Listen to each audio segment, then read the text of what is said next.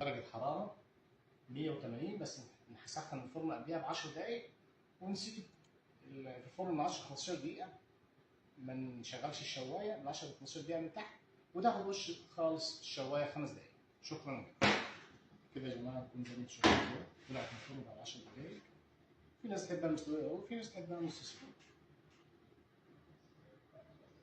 بالعافية عليكم، كل سنة وانتم طيبين، رمضان كريم.